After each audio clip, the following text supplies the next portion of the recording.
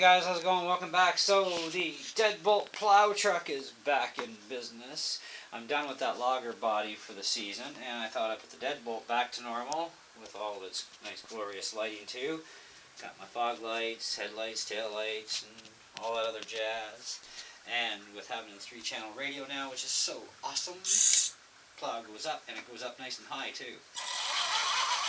Kinda nice. And it's all the way down.